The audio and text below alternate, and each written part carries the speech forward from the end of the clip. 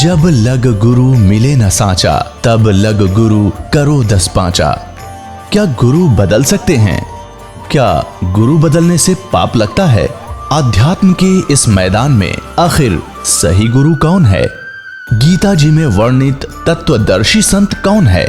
इन सभी प्रश्नों के उत्तर जानने के लिए अवश्य सुनिए जगत गुरु तत्वदर्शी संत रामपाल जी महाराज के मंगल प्रवचन। तब देवी ने कहा कि तुम तीनों देवता अपने अपने कार्य को ध्यान से सुनो और उस पर संलग्न हो जाओ। ब्रह्मा जीवों की उत्पत्ति करवावे, उनको रजोगुण प्रभावित करके, ये केवल इतने ही ब्रह्मा हैं।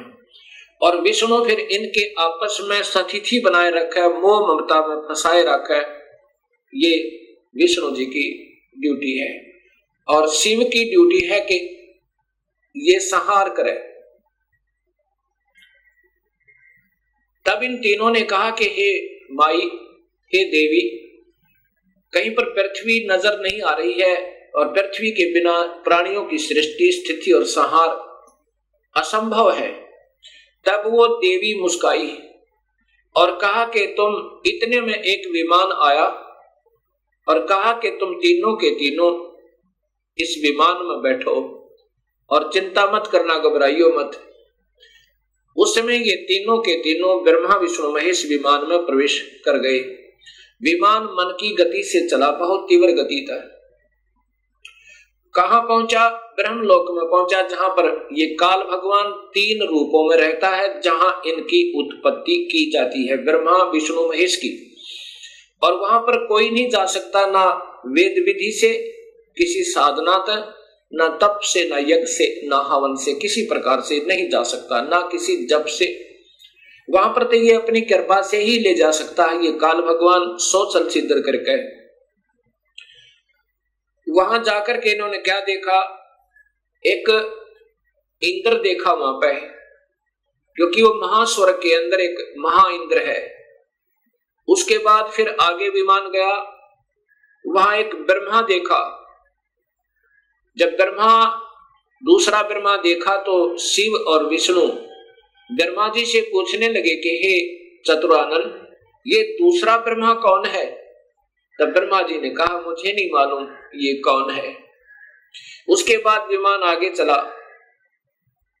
फिर क्या देखा कि त्रिनेत्रधारी भगवान शिव दूसरा देखा, जो नंदी वृषभ पर सवार थे, हाथ में त्रिशूल लिए हुए थे। उसके बाद इनका विमान आगे चला। वहां पर क्या देखा कि एक विष्णु और थे, और वहां बहुत सुंदर विशाल लक्ष्मी का एक भवन था, उसमें बहुत ऐश्वर्य के साधन उपलब्ध थे। उसके बाद विमान आगे पहुंचा। कहां गया?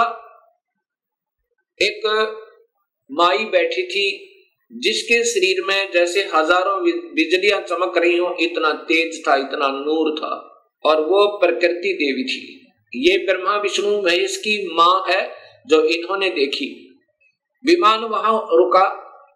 देवी एक विशाल भवन के अंदर विराजमान थी। तब उसने कहा कि तुम तीनों के तीनों जहाज से नीचे उतरो। हम नीचे उतरे। ब्रह्मा विष्णु महेश, ब्रह्मा बता रहा है देवी भागवत महापुराण में, नीचे उतरे। तब विष्णु जी ने ध्यान से देखा और कहा कि ये तो अपनी मां है। इस माई के दर्शन मैंने किए थे जब मैं बालक था, छोटा सा था। जब मैं बालक था, छोटा सा था, तब मैंने इस माई के दर्शन किए थे। इससे सब सिद्ध है कि इनका जन्म है और ये तीनों की मां है। तब ब्रह्मा विष्णु और शिव ने तीनों ने स्वीकार कर लिया कि ये ही अपनी जननी है। तब शिव जी कहते हैं, हे माता, जब आप ब्रह्मा को उत्पन्न करने वाली आप हैं, विष्णु भी जब आपके बालक हैं, तो ये तीसरा भी आप ही का बच्चा है। आप ही हमें गुप्त भेद नहीं बता रहे थे, अब हमने आप ही की कृपा से ज्ञान हुआ। अब इसका प्रमाण आपको सबसे पहले देवी भागवत महापुराण में देता हूं। पहले आपको देवी भागवत महापुराण से प्रथम शिव पुराण को दिखाता हूं, उसके बाद फिर आपको देवी भागवत महापुराण दिखाऊंगा। और ये शास्त्र पहले से उपलब्ध थे, कोई आज नए नहीं बनाए इस दास ने, क्योंकि जितने हमारे अभी तक शास्त्र विद रहे वो अल्पज थे, अधूरे ज्ञान युक्त थे, वो उनको इस सत्य मार्ग का पता नहीं था। इसलिए हमारे सभी पूर्वजों को भूत बना दिया, गीता विरुद्ध साधना करवा के, और पितर बनवा दिया गीता विरुद्ध साधना करवा के। गीता में लिखा है कि देवी देवताओं की पूजा मत करो, ब्रह्मा विष्णु महेश की पूजा तक भी नहीं करनी है, तीनों गुणों की भक्ति नहीं करनी है। केवल ब्रह्म से प्रारंभ होती है भक्ति, और पूजा करनी है केवल पूर्ण ब्रह्म की। पहले आपको शिव महापुराण दिखाता हूं। अब देखिएगा भक्त आत्माओं, शिव महापुराण, ये शिव महापुराण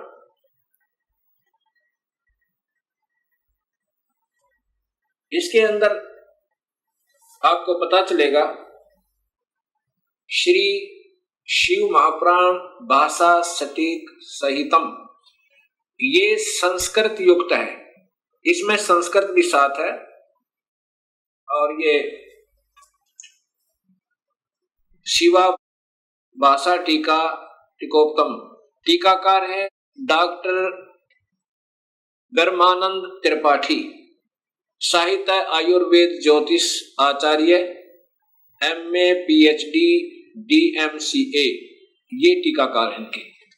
और ये आपके समक्ष है, इसमें क्या लिखा है यहां देखिएगा।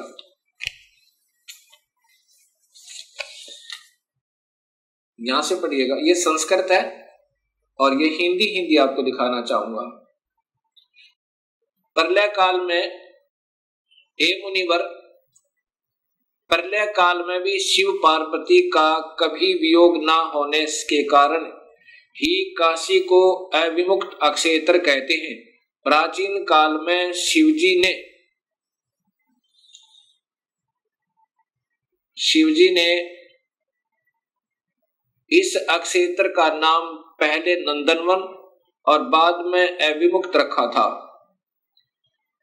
हे देवर्षि नारद, आनंद वन में रमण करते हुए शिव पार्वती के मन में इच्छा हुई कि किसी दूसरे पुरुष का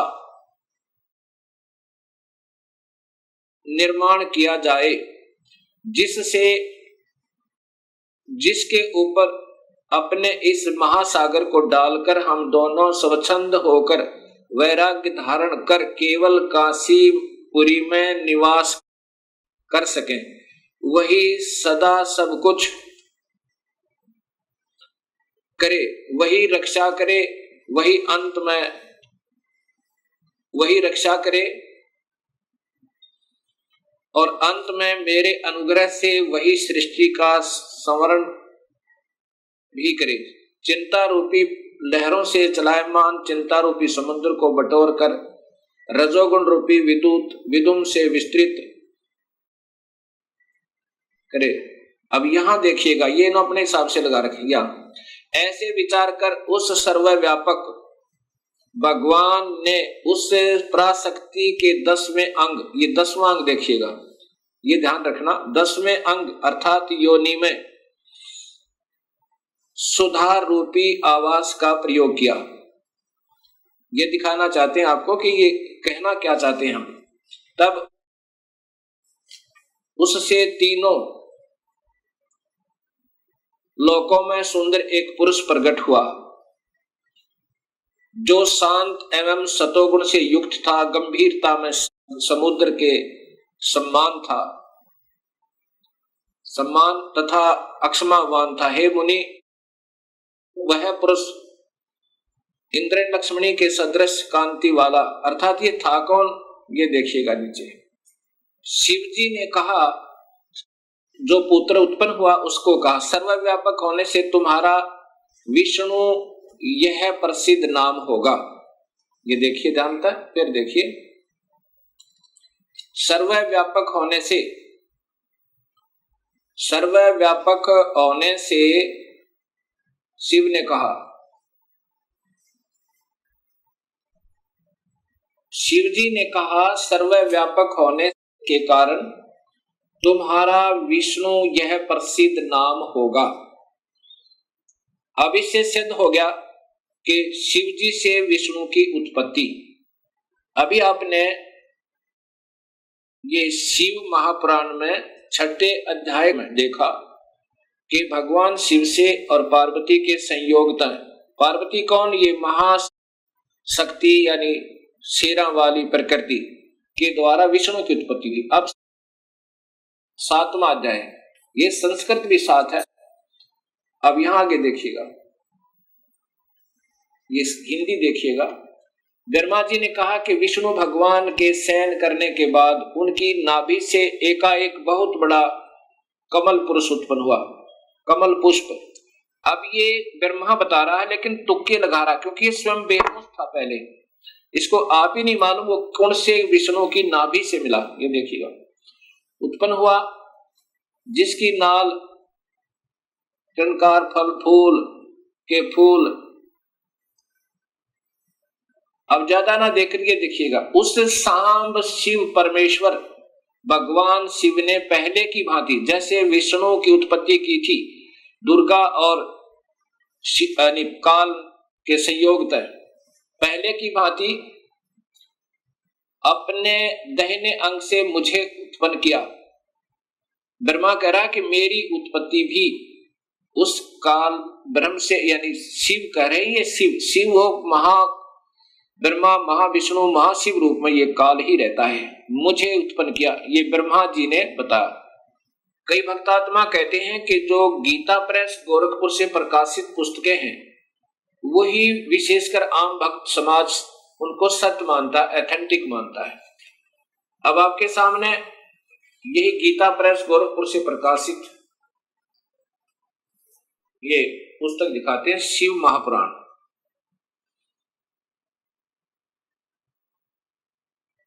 संक्षिप्त शिव महापुराण, और ये नीचे गीता प्रेस गोरखपुर से, और इसके 6 अध्याय में फिर यही प्रमाण है।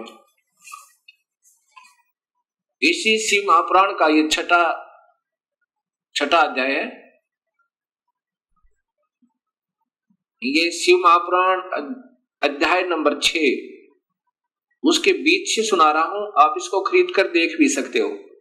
जिस परब्रह्म के विषय में ज्ञान और अज्ञान पूर्ण उक्तियों द्वारा इस प्रकार ऊपर बताए अनुसार विकल्प किए जाते हैं, उसने कुछ काल के बाद सृष्टि का समय आने पर द्वितीय की इच्छा प्रकट की। उसके भीतर एक से अनेक होने का संकल्प उदित हुआ।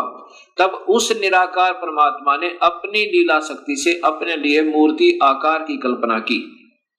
वह मूर्ति संपूर्ण ऐश्वर्य गुणों से संपन्न, सर्वज्ञानी, ज्ञानमयी, शुभ स्वरूपा, सर्वव्यापिनी, सर्वरूपा, सर्वदर्शनी, सर्वकारिणी, सबके एकमात्र वंदनीय, सर्वदा सब कुछ देने वाली और संपूर्ण संस्कृतियों का केंद्र थी। उस शुद्ध रूपणी ईश्वरीय मूर्ति की कल्पना करके वह अद्वितीय, अनादि, अनंत, सर्व प्रकाशक, चिंत, सर्वव्यापी और अविनाशी परब्रह्म अंतर्हित हो गया। ये काल की कलाएं हैं सारी, और ये अनजान लेखक जिनको कुछ ज्ञान नहीं, इस काल को ही सब उपमा दे रहे हैं उस पूर्ण ब्रह्म के तुल्य जो मूर्ति रहित परम ब्रह्म है। अब यहाँ मूर्ति हो गया और फिर मूर्ति रहित भी है। अब ये काल की ही कला है, वो क्या बन गया? शिव रूप में आ गया। उसकी मूर्ति यहां देखो, चिंतमय आकार भगवान सदाशिव है। ये काल ही निराकार है, और यही फिर महाशिव, महाविष्णु और महाब्रह्मा के रूप में ये सब कलाएं करता है। अर्वाचीन और प्राचीन विद्वान इसी को ईश्वर कहते हैं। जितना जिनको ज्ञान है, इस काल को ही ये ईश्वर कहते। उस समय एकाकी रहकर स्वेच्छानुसार विहार करने वाले उन सदाशिव ने अपने विग्रह से स्वयं ही एक स्वरूप भूता शक्ति की सृष्टि की, अर्थात वह देवी इसी के शरीर से निकली, वो निकाली थी पूर्ण परमात्मा ने, जो इसके पेट में शरण ले ली थी, कि जो उनके अपने श्री अंग से कभी अलग होने वाली नहीं थी। उस पराशक्ति को प्रधान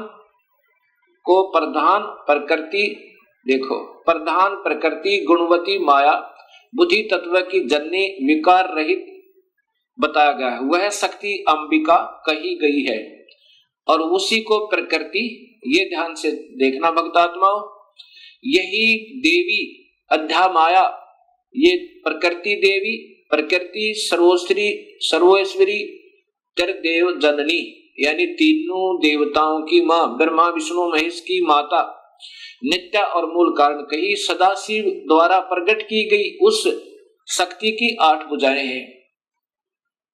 अब ये शब्द ही स्पष्ट हो गया कि यही प्रकृति देवी ब्रह्मा विष्णु महेश की माता है। और इसी में फिर आगे आता है कि ब्रह्मा और विष्णु की उत्पत्ति शिव से हुई। ये महाशिव काल है। यही शिव यानी काल भगवान अपने महाशिव रूप में रहकर वे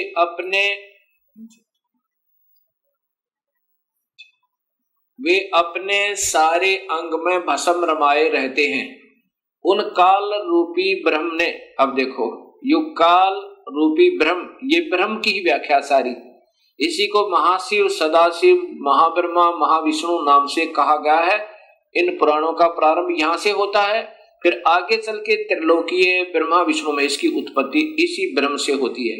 उन काल रूपी ब्रह्म ने एक ही समय शक्ति के साथ शिवलोक नामक क्षेत्र का निर्माण किया था। उस उत्तम क्षेत्र को काशी कहते हैं जो ब्रह्मलोक में है। वह परम निर्वाण या मोक्ष स्थान है जो सबके ऊपर विराजमान है।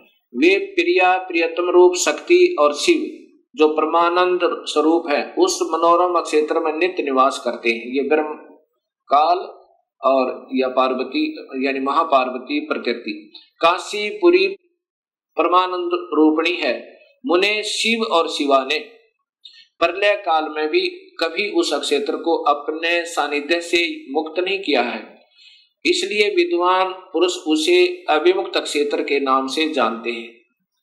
उसमें इसलिए पिनाकधारी शिव ने पहले उसका नाम आनंद वन रखा था, उसके बाद वह अविमुक्त नाम से प्रसिद्ध हुआ।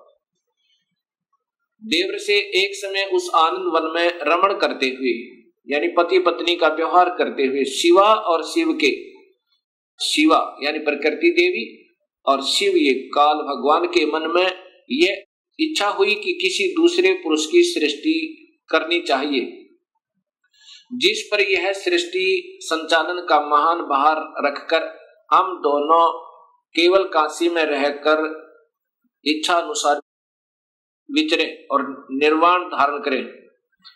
वही पुरुष हमारे अनुग्रह से सदा सबकी सृष्टि करे, पालन करे और वही अंत में सबका संहार करे। अब आगे देखिए, ऐसा निश्चय करके शक्ति सहित सर्वप्रिय परमेश्वर शिव ने अपने वाम भाग के 10वें अंग पर अमृत मल दिया। ये इन्होंने अपने हिसाब से गलत कर दिया, जबकि संस्कृत सहित अभी आपको दिखाया था, इसलिए डबल दिखानी पड़ रही है मुझे। अब यहाँ 10वें अंश का अंग का अर्थ है योनि में, अर्थात पत्नी पति के रूप में बीज स्थापना किया और फिर उससे पुरुष प्रकट हुआ। उसका नाम क्या रखा, ये आप देखिए, उसका नाम विष्णु रखा। ये देखो, उसने अपना नाम पूछा तो बात सुनकर महेश्वर भगवान शंकर हंसते हुए कहे कि तुम्हारा नाम, ये देखो, शिव ने कहा कि वत्स बेटा, आप व्यापक होने के कारण तुम्हारा विष्णु नाम विख्यात होगा। ये काल कहता है विष्णु को बेटा, वत्स माने बेटा, तेरा नाम विष्णु होगा। अब 7वां अध्याय देखो, ये 6ठा अध्याय समाप्त हुआ। अब ये 7वां अध्याय देखिएगा। ब्रह्मा जी कहते हैं कि देवर से उसके बाद मुझे भी काल ने ही, ब्रह्म ने ही उत्पन्न किया, ये स्पष्ट है। सदाशिव ने पूर्ववत अर्थात जैसे विष्णु को उत्पन्न किया वैसे यत्न करके मुझे परमेश्वर ने सांब यानी पार्वती प्रकृति देवी और सदाशिव दोनों ने पहले की तरह जैसे विष्णु उत्पन्न किया पति पत्नी के रूप से, मुझे अपने दाहिने अंग से उत्पन्न किया। मुने उन महेश्वर ने मुझे तुरंत ही अपनी माया से मोहित करके नारायण देव के नाभि कमल में डाल दिया। ब्रह्मा ने बेरा ही नहीं, आप बेहोश था बता इसने के बेरा कौन से नारायण की नाभि में था। ये विष्णु महाविष्णु रूप में स्वयं काल ही है और यही इनका पिता है। तो ब्रह्मा की उत्पत्ति शिव से और ब्रह्मा विष्णु की उत्पत्ति शिव से, ये शिव पुराण सिद्ध करती है। इसी गीता प्रेस गोरखपुर से प्रकाशित शिव महापुराण में आप देखिएगा, तीनों ब्रह्मा विष्णु महेश को गुण युक्त बताया है। ये 10वां अध्याय, ये देखिएगा, ये 9वां अध्याय समाप्त हुआ और ये 10वां अध्याय प्रारंभ हुआ। परमेश्वर शिव बोले, उत्तम व्रत का पालन करने वाले हरे विष्णु को आदेश दे रहे हैं, अब तुम मेरी दूसरी आज्ञा सुनो। ये काल है महाशिव, उसका पालन करने से तुम सदा, अब तुम मेरी दूसरी आज्ञा सुनो, उसका पालन करने से तुम सदा समस्त लोकों में माननीय और पूजनीय बने रहोगे। ब्रह्मा जी के द्वारा रचे गए लोक में जब कोई दुख या संकट उत्पन्न होगा तब उन संपूर्ण दुखों का नाश करने के लिए सदा तत्पर रहना। तुम्हारे संपूर्ण दुस्सह कार्यों में मैं तुम्हारी सहायता करूंगा। अर्थात विष्णु संपूर्ण शक्तिशाली नहीं है, ये काल कहता है कि मैं तुम्हारी मदद करूंगा। तुम्हारे जो दुर्जय अत्यंत उत्कृष्ट शत्रु होंगे उन सबको मैं मार गिराऊंगा। अर्थात विष्णु भी संपूर्ण शक्ति युक्त नहीं है, शिव जी उनको आदेश दे रहा है, तुम नाना प्रकार के अवतार धारण करके लोक में अपनी उत्तम कीर्ति का विस्तार करो, सबके उद्धार के लिए तत्पर रहो। तुम रुद्र के ध्येय हो और रुद्र तुम्हारे ध्येय है, अर्थात तुम तीनों मिलकर काम करो। तुम में और रुद्र में कुछ भी अंतर नहीं है, अर्थात दो तो है ही है, एक रुद्र है एक विष्णु है। जो अब देखो रुद्र आ गया ना, शिव, ये शिव है और ये विष्णु है, जिसको दोनों का आदेश दिया है। जो मनुष्य रुद्र का रूप भक्त होकर तुम्हारी निंदा करेगा उसका सारा पुण्य तत्काल भस्म हो जाएगा। पुरुषोत्तम विष्णु तुमसे द्वेष करने वाला मेरी इच्छा से ही, मतलब अब मैं आपको बताता हूं, मेरी आज्ञा से उसको नरक में गिरना पड़ेगा। अब 9वें अध्याय में फिर देखिएगा, ये 9वें अध्याय का यहां देखना। और संहार करने वाले रज आदि त्रिविध गुणों द्वारा ब्रह्मा विष्णु और रुद्र नाम से प्रसिद्ध हो, 3 रूपों में पृथक पृथक प्रकट होता हूं। ये काल भी तीनों गुणों महाब्रह्मा महाविष्णु महाशिव रूप में रहता है, साक्षात शिव गुणों से भिन्न है, वे प्रकृति और पुरुष से भी परे हैं, अद्वितीय नित्य अनंत पूर्ण निरंजन परब्रह्म परमात्मा है। ये काल तीनों लोकों का पालन करने वाले श्री हरि भीतर तमोगुण और बाहर सतोगुण धारण करते हैं। त्रिलोकी का संहार करने वाले रुद्र भीतर सतोगुण और बाहर से तमोगुण धारण करते हैं, तथा त्रिभुवन की सृष्टि करने वाले ब्रह्मा जी बाहर और भीतर से रजोगुण ही है। इस प्रकार ब्रह्मा विष्णु और रुद्र इन 3 देवताओं में गुण हैं। अब ध्यान से देखो, इस प्रकार ब्रह्मा विष्णु और रुद्र माने शिव, शंकर, ये त्रिलोकीय ब्रह्मा विष्णु महेश, इन तीनों देवताओं में गुण है। रजगुण ब्रह्मा है, सतगुण विष्णु है, तमगुण शिव जी। दिखा ना कि शिव अंदर से तो सतगुण दिखा है भगवान जैसा, लेकिन वास्तव में उसका परम गुण तमोगुण है शिव का। अब इस प्रकार इन तीनों में गुण बताए हैं, रजगुण ब्रह्मा, सतगुण विष्णु, तमगुण शिव जी, इन तीनों देवताओं में गुण है। अब देखो चौथा कौन रह गया फिर वो, अब चौथा जो शिव की महिमा गाई जा रही है वो कौन है, वो काल है, और ये तीनों यह नारे लिख दिए। अब इस प्रकार ये सब ज्ञान आपके समझ में आएगा। अब आपको दिखाता हूं, देवी भागवत महापुराण संस्कृत सहित है मेरे पास, और साथ में फिर दिखाऊंगा ये गीता प्रेस गोरखपुर से प्रकाशित ये देवी भागवतम सभास टीकम। इनके टीकाकार कौन है ये देखिएगा, और ये कहां से प्रकाशित है।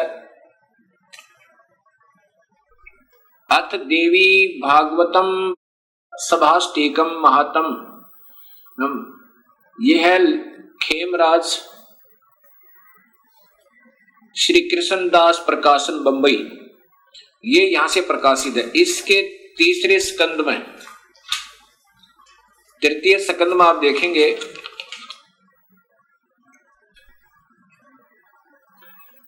अथ श्री देवी भागवते भाषा टीका युक्त तृतीय स्कंद प्रारंभ थे।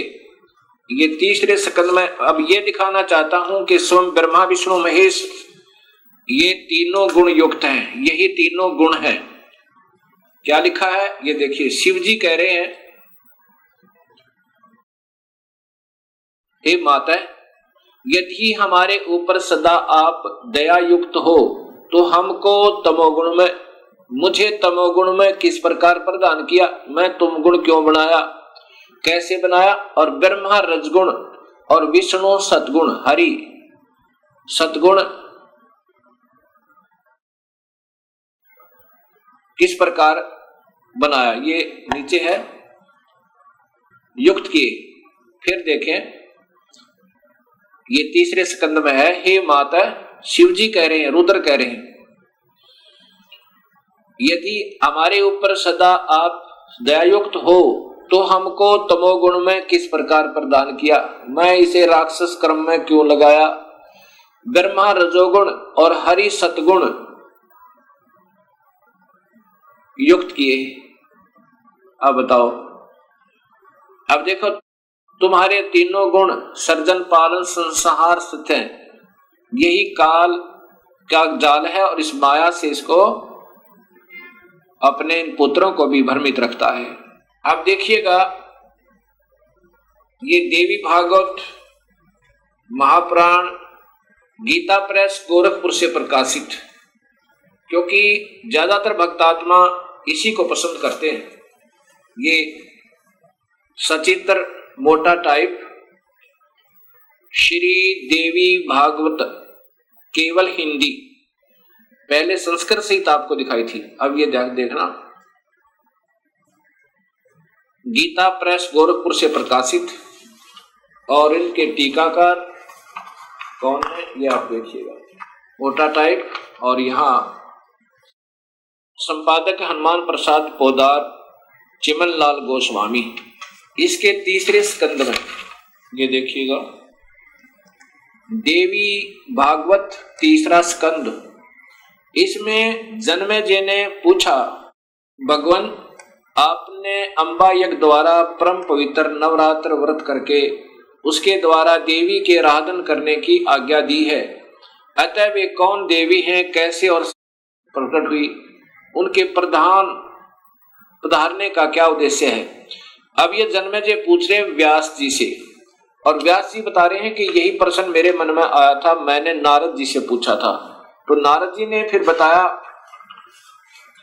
अब ये पूछ रहा है अभी कि कितने ही आचार्य भवानी को संपूर्ण मनोरथ पूर्ण करने वाली बतलाते हैं, वे आदि माया महाशक्ति एवं परम पुरुष के साथ रहकर, परम पुरुष ये काल को कहते हैं, इन पुरुषों के लेखकों की बुद्धि यहीं तक काम करती रही, साथ रहकर कार्य संपादन करने वाली प्रकृति है या आठ भुजा वाली, ब्रह्म के साथ उनका अभेद संबंध है। ब्रह्म माने काल, क्षर पुरुष, जो गीता के 15वें अध्याय में काम आओगा, याद रखना, ब्रह्म के साथ उनका अभेद संबंध है, वे सृष्टि स्थिति और संहार कार्य में संलग्न रहती हैं।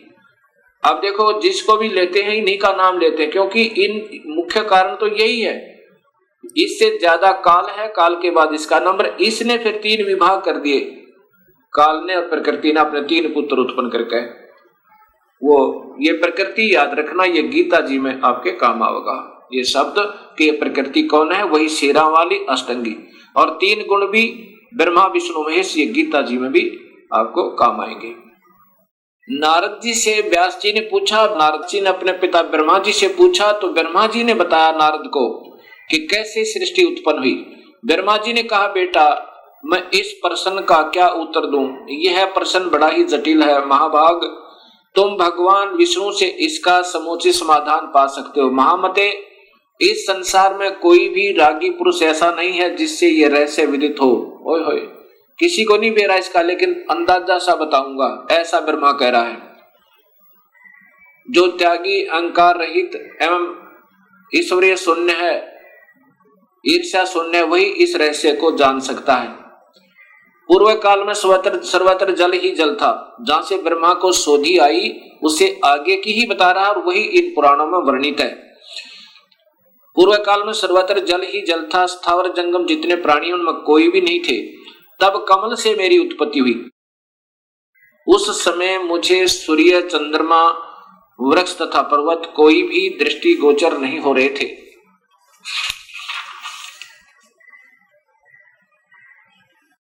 दिखाई पड़े।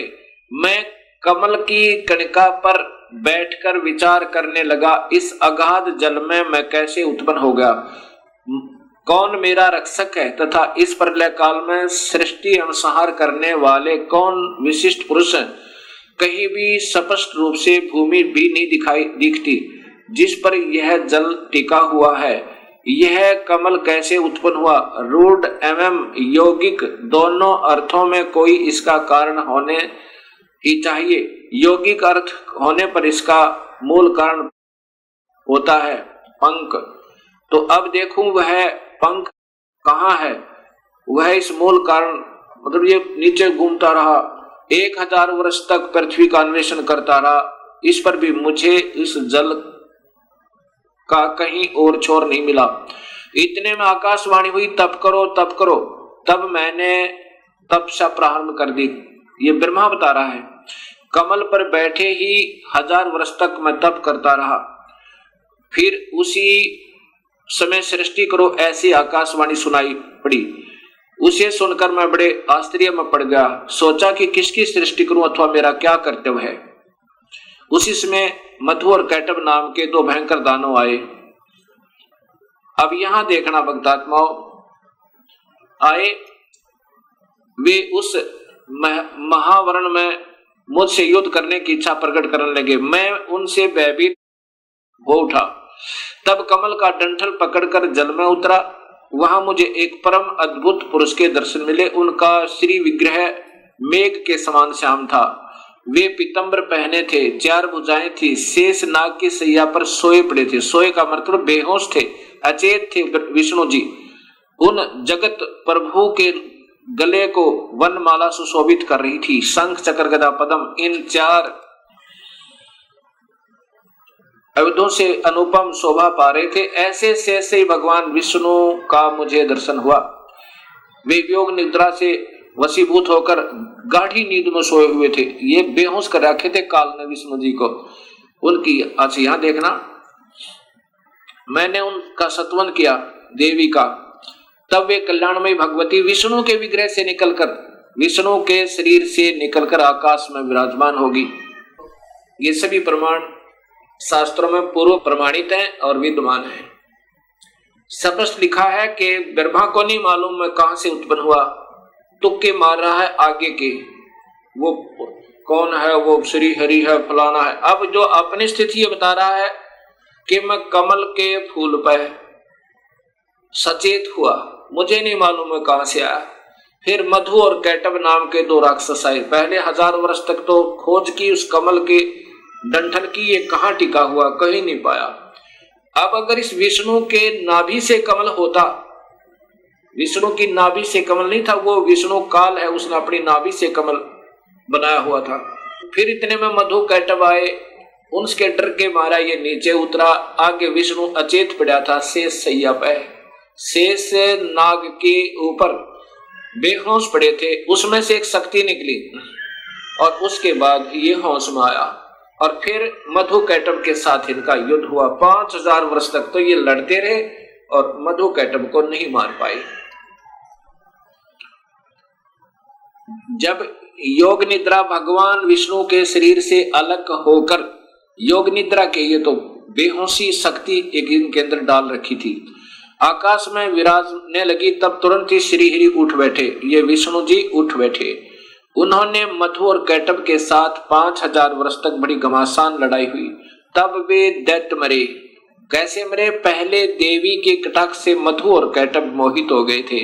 उसके बाद भगवान विष्णु ने गोद में लिटाकर उन्हें प्राणों से रहित कर दिया। नीचे लगा करो। अब वहां पर मैं और भगवान विष्णु दो थे, वही रुद्र भी प्रकट हो गए। ये देख लो, वहीं ये रुद्र अर्थात ये त्रिलोकीय शिव भी आ गया।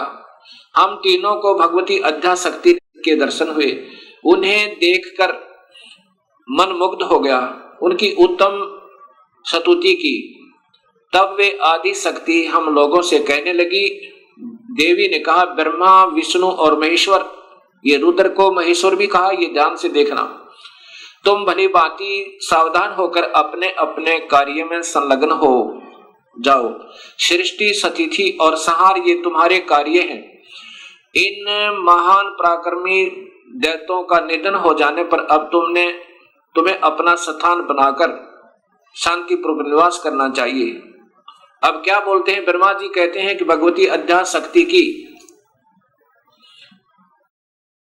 यह वाणी बड़ी मधुर, सुंदर और सुखप्रद थी। हमने वह स्पष्ट सुनी। हम लोगों ने उनसे कहा, माता, अब माता कह रहे हैं, हम किस प्रकार इन प्रजाओं के सर्जन आदि कार्य करने में सफल हों? विस्तृत भूमि का अभाव है, सभी स्थान जल मगन है, पंचभूत कुछ भी नहीं है। अब क्या कहती है फिर ये माई ने आगे कहा, माता, हम किस प्रकार इन प्रजाओं के सर्जन कार्य करने में सफल हों? विस्तृत भूमि का अभाव है, सभी स्थान जल मगन है, पंचभूत एवं गौण तन्मात्र इंद्रियां चाहिए, परंतु उनका भी अभाव है। हमारी बात सुनकर उन कल्याण स्वरूपिणी भगवती का मुखमंडल मुस्कान से भर गया।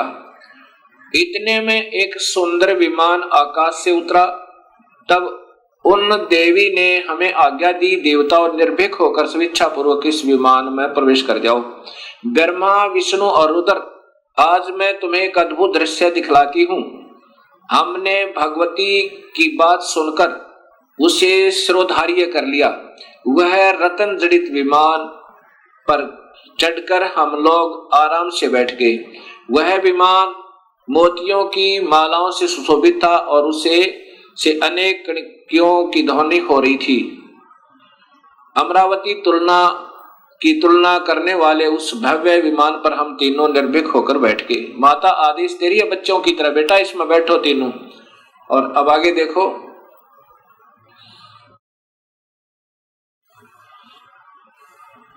हम तीनों देवताओं को उस पर बैठे देखकर देवी ने हमसे सामर्थ्य से विमान को आकाश में, अपने सामर्थ्य से विमान को, अपनी शक्ति थे, इन देवताओं के बस की बात नहीं थी विमान को आगे चलाना।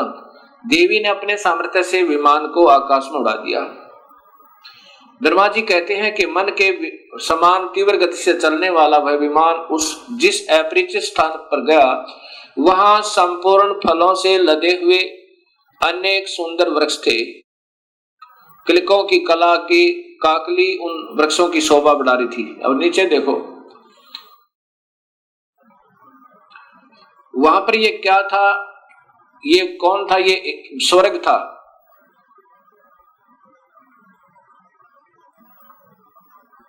अक्सनबर के बाद वह दूसरे सुंदर प्रदेश में पहुंच गया। वहां हमने देखा अनुपम नंदनवन, पराजित सघन छा। ये कौन थी? ये सैकड़ों स्प्राय यक्ष गंधर्व आदि ये सब ये देखा तो वहां महाभाग इंद्र भी थे। ये महास्वर्ग ब्रह्मलोक में काल ने एक और बना रखा है, उसको ये ओम नाम के जाप करने वाले योगी इस महास्वर्ग में पहुंच जाते हैं। इस देवी भागवत महापुराण को आगे समझने से पहले हमने इस ब्रह्मांड का चित्र देखना होगा। इसके बाद आपके तुरंत समझ में आएगा। ये एक ब्रह्मांड का चित्र आप देखिएगा। ये स्थान है ब्रह्मलोक। ये जो स्थान है ये ब्रह्मलोक कहलाता है। ये एक ब्रह्मांड है। पहले ये देखिएगा, इसमें यही काल तीन रूपों में रहता है। ये महाविष्णु रूप में, और ये महाशिव रूप में, और यहाँ महाब्रह्मा रूप में, और यहाँ पर ये शेरा वाली प्रकृति देवी भी रहती है। ये इसका भी एक कोने में अलग स्थान है इसी ब्रह्मलोक में। और यहीं पर एक स्वर्ग लोक बना रखा है, इंद्र का लोक, अलग इंद्र जो है इस स्थान पर सबसे पहले। एक कोने में, ये बहुत लंबा चौड़ा है। यहाँ पर आते हैं ये ब्रह्मा विष्णु महेश, और ये पहले ब्रह्मा लोक में आते हैं, पहले ब्रह्मा को देखता है, ब्रह्मा दूसरा नजर आता है, फिर इधर फिर विष्णु के लोक में आते हैं, फिर माया के पास आते हैं। ये अभी देवी भागवत महापुराण आपको आगे सिद्ध करेगी। असीम कृपा प्रभु की हुई है भक्तात्माओं अपने ऊपर कि ये शास्त्रों में छुपी हुई सच्चाई समाज के सामने आ रही है, और इसी की तलाश करके योगी जन वेदों का अध्ययन कर कर मर गए, क्योंकि उनको सूक्ष्म वेद का ज्ञान नहीं था, और सूक्ष्म वेद के ज्ञान बिना ये बात समझ में नहीं आ सकती। ये स्वयं कबीर परमेश्वर ने ही स्वयं आकर अपनी वाणी, साधारण वाणी के द्वारा सरल भाषा में इस वेदों का भी और गीता जी का एक सत्य ज्ञान दिया था, लेकिन वो साधारण भाषा होने के कारण हम उसको यकीन नहीं कर पाए उन पर। अब इंद्र महा स्वर्ग से आगे, यानी इंद्र के लोक से आगे ब्रह्म लोक की तरफ प्रस्थान किया।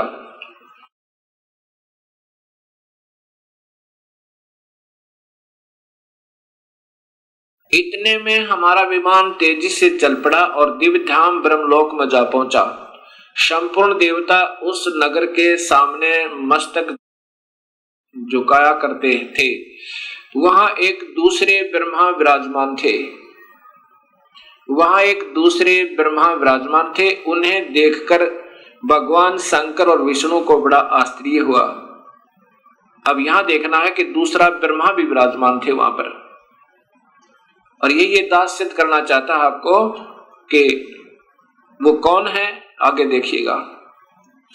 इतने में मन के समान तीव्र गति से वह विमान तुरंत वहां से चल पड़ा और कैलाश के सुर में शिखर पर पहुंचा। वहां क्या देखा कि हमने विमान के पहुंचते एक भव्य भवन से त्रिनेत्र धारी भगवान शंकर निकले। एक शंकर और निकला, वे नंदी वृषभ पर बैठे थे। उनके 5 मुख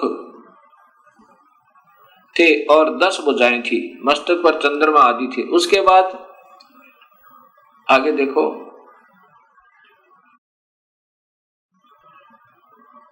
आगे फिर चले कि पवन के समान तेज अक्षण भर के बाद वही विमान उस शिखर से भी पवन के समान तेज चाल से उड़ा और बैकुंठ लोक में पहुंचा। उसी ब्रह्म लोक में एक विष्णु लोक बना रखा काल ने, ये देखो नीचे, कि वहां पर कमल लोचन श्री हरि विराजमान थे।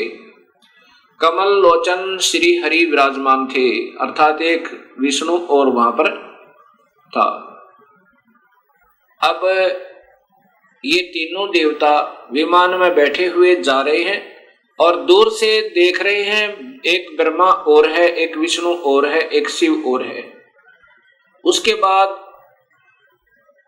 कहते हैं कि ब्रह्मा जी बता रहे हैं कि हमारा विमान बहुत तेज गति से चला और कहां पहुंचा, जहां पर एक बहुत सुंदर औरत बैठी थी, और उसको देख करके हमने सोचा कि ये कौन है, ये देवी कौन है। ब्रह्मा जी आगे बता रहे हैं कि इतने में पवन से बातें करता हुआ वह विमान उड़ गया। आगे अमृत के समान मीठे जल वाला समुद्र मिला। उसमें फिर आगे चलिए, उसमें एक मनोहर द्वीप था और वहां पर यहां देखिएगा एक मंगलमय मनोहर पलंग बिछा था। उस पलंग में सुंदर रतन जड़े थे। और वहां कौन थे, ये देखिए नीचे, उस पे एक औरत बैठी थी। वह ऐसी प्रभावपूर्ण देवी थी मानो करोड़ों बिजलियां एक साथ चमक रही हो। अत्यंत सुंदर मुख था, लाल लाल दांत और करोड़ों लक्ष्मियों से भी अधिक वह सुंदर थी। अब वैसी सुंदरी स्त्री को मैंने कभी नहीं देखा था। पास में अनेकों साधक बैठकर हरियम इस मंत्र का जाप कर रहे थे। अब ये मंत्र हैं जो हम देते हैं, ये वास्तव में 5 मंत्र हैं अलग से। यहां देखना, उसके हजारों नेत्र, हजारों हाथ, हजारों मुख आदि आदि। हम आपस में कहने लगे यह सुंदरी कौन है। हम आपस में वही ठहरे रहे और आपस में कहने लगे कि ये सुंदरी कौन है, इसका क्या नाम है। हम इसके विषय में बिल्कुल अनभिज्ञ हैं। अपनी माँ के बारे में भी तीनों देवताओं को नहीं मालूम। दूर से देखने पर भी कितनी सुंदर प्रतीत हो रही है। यहां देखना आगे फिर। तब भगवान विष्णु ने, ये देखो नारद यों संदेहग्रस्त होकर, हम लोग वहां रुके रहे, विमान से उतर गए। तब भगवान विष्णु ने उस चारों सिहिनी भगवती को देखकर विवेक पूर्वक निश्चय कर लिया कि ये भगवती जगदम्बिका है, वो प्रकृति है, ये हमारी माँ है। तब उन्होंने कहा कि ये ही भगवती हम सबकी आदि कारण अर्थात माता है। महाविद्या और महामाया इन्हीं के नाम है। ये पूर्ण प्रकृति है। ये देख लो, ये प्रकृति इनकी ब्रह्मा विष्णु महेश की माँ है। और यहां स्वयं बताते हैं, ये भगवान विष्णु कह रहे हैं कि मैंने जब देखा था, मैं छोटा सा था, प्रलय वर्ण में मुझे दर्शन हुए थे इस देवी के। उस समय मैं छोटा सा था। ये वही संपूर्ण संसार की कारण है, ये वही देवगना है जिनके पर्यावरण में अर्थात जो पानी ही पानी था, मुझे दर्शन हुए थे। उस समय मैं बालक रूप में था। विष्णु जी कह रहे हैं मैं बालक रूप में था। ये वही देवी भागवत महापुराण गीता प्रेस गोरखपुर से प्रकाशित है।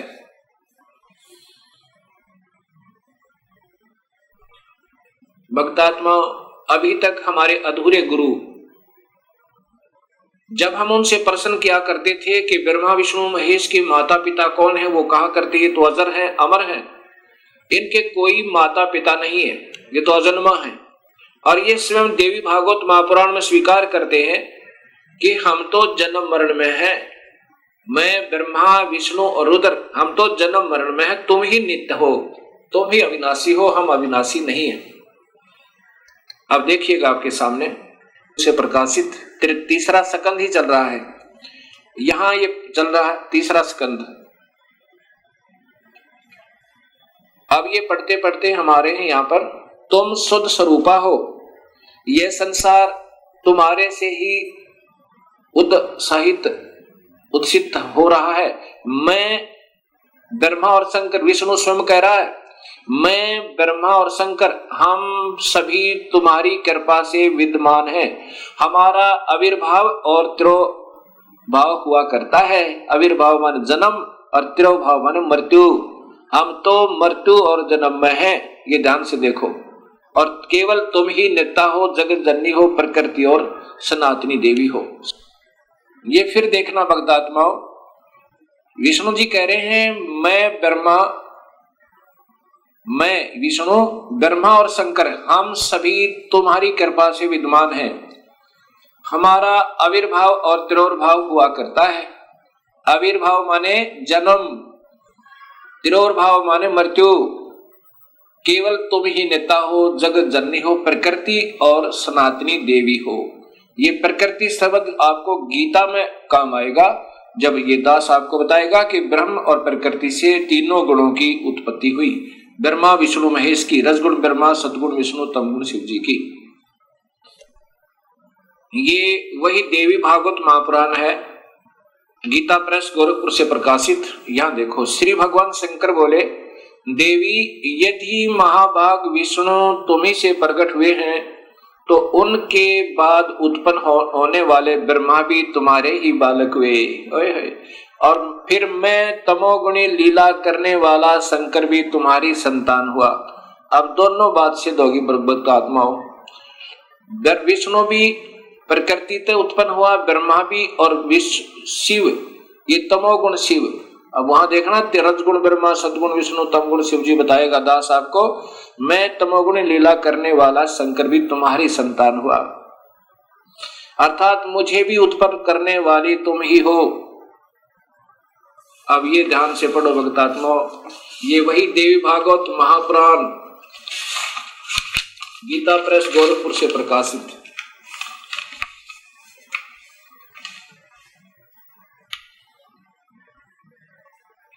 संपादक हनुमान प्रसाद पोदार, चिमन लाल गोस्वामी। अब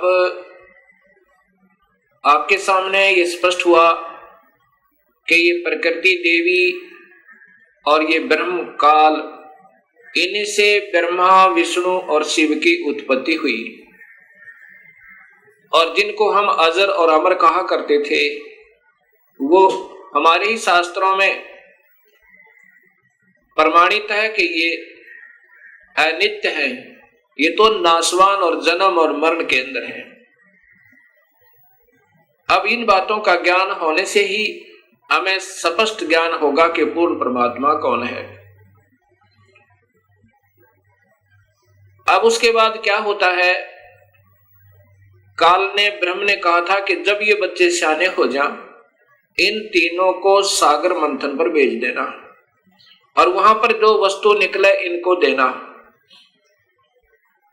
सबसे पहले अब देवी ने क्या किया कि तुम तीनों अब विमान पर बैठो और जाओ अपने अपने स्थान पर, ये विमान तुम्हें वहां छोड़ देगा। ब्रह्मा को ब्रह्मालोक में, जैसा भी आपने ब्रह्मांड का चित्र देखा था, अलग से ब्रह्मालोक, विष्णुलोक, शिवलोक बने हुए हैं। इस ब्रह्मांड में ये पहले ही रचित है और इनको ऐसे ही एक बहुत लंबे चौड़े समुद्र पर, जल के समुद्र पर, वहां अपनी शक्ति से रखा हुआ था। किनको? ब्रह्मा विष्णु महेश को। तब ये तीनों अपने अपने लोक में पहुंचे। फिर आदेश हुआ प्रकृति देवी का कि तुम तीनों अब सागर मंथन करो। तीनों ने मिलकर सागर मंथन किया।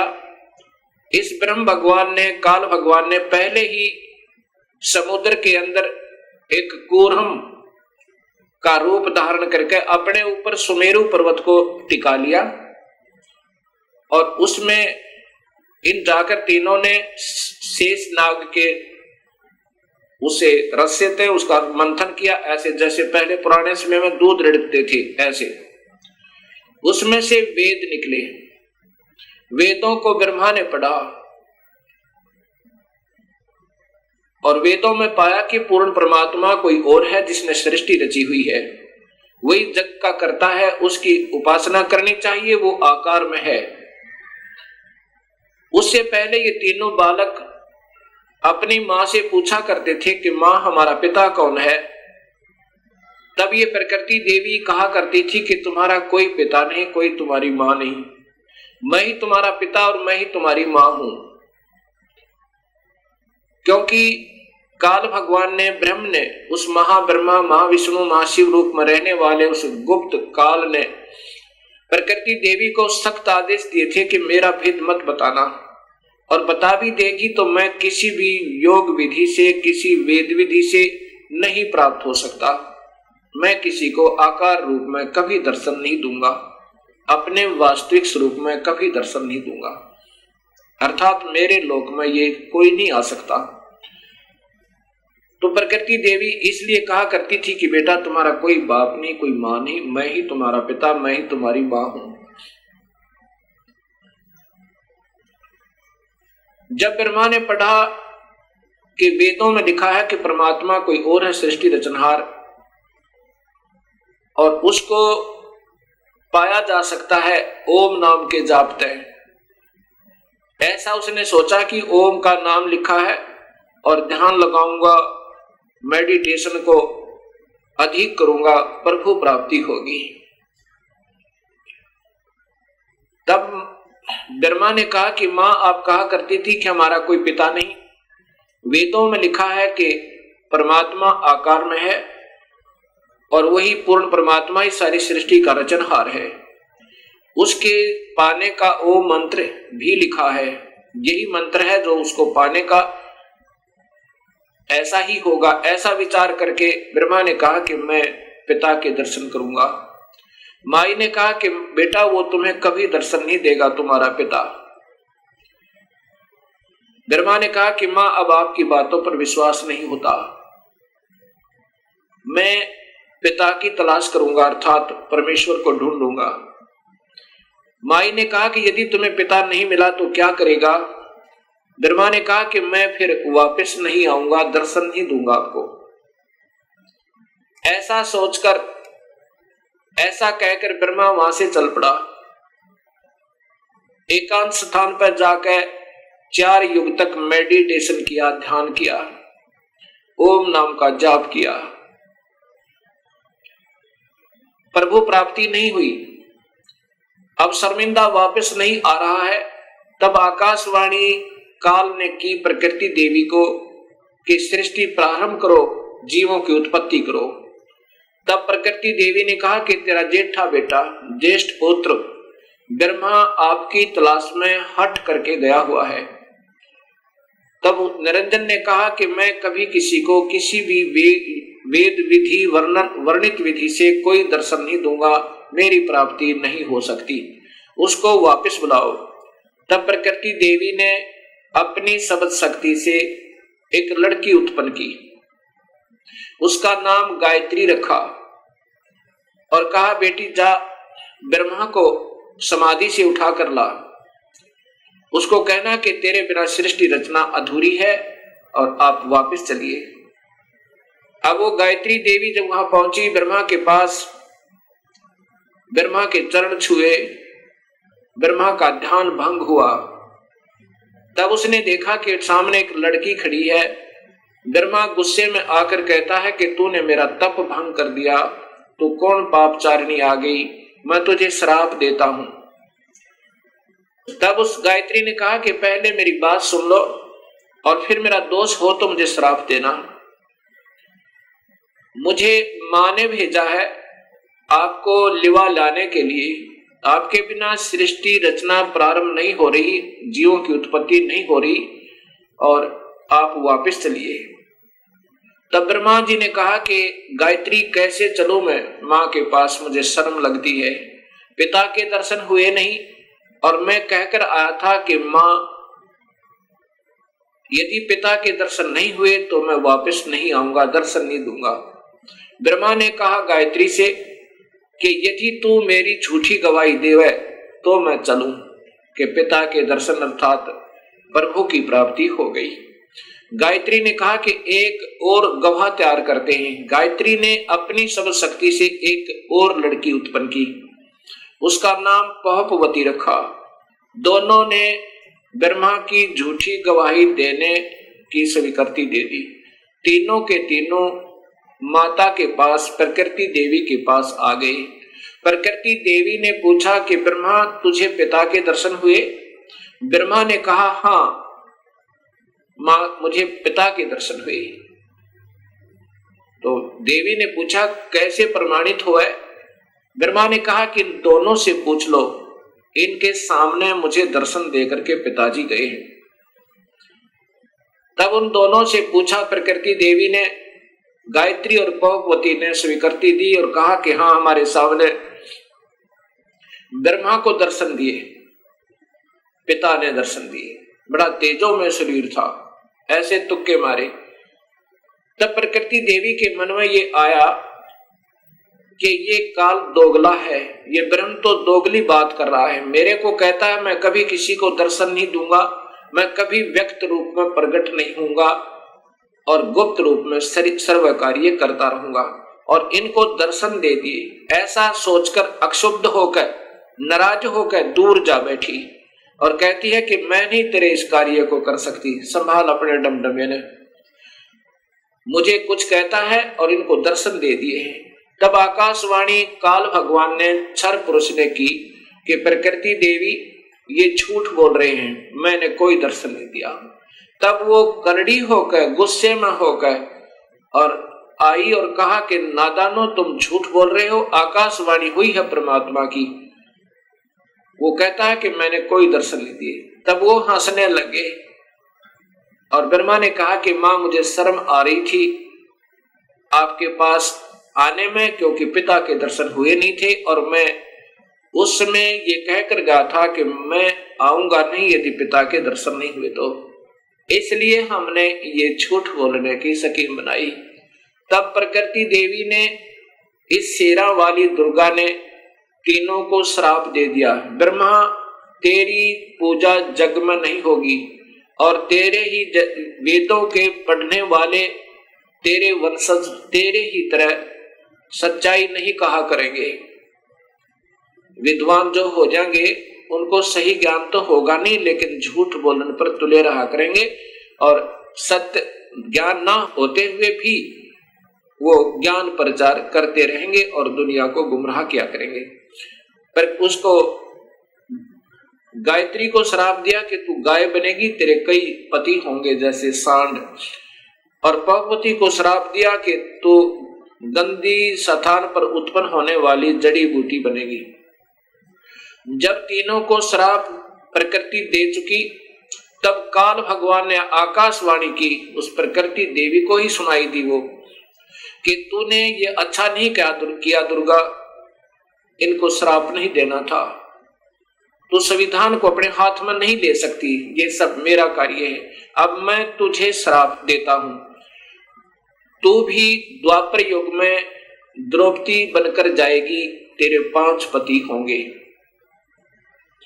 ऐसा श्राप पाकर के प्रकृति कहने लगी, निरंजन तेरे वश होगी, मैं अपने पिता से अपने मूल मालिक से बिछुड़ गई, अब तू कुछ भी नाच नचा ले, यदि मैं इन बच्चों को नहीं डांटूंगी नहीं धमकाऊंगी तो ये कैसे कार्य सुचारू करेंगे, और मैंने इनको थोड़ा सा सजा दी तो तूने मुझे सजा दे दी, ठीक है नचा ले नाच जैसे तू नचाना चाहता है।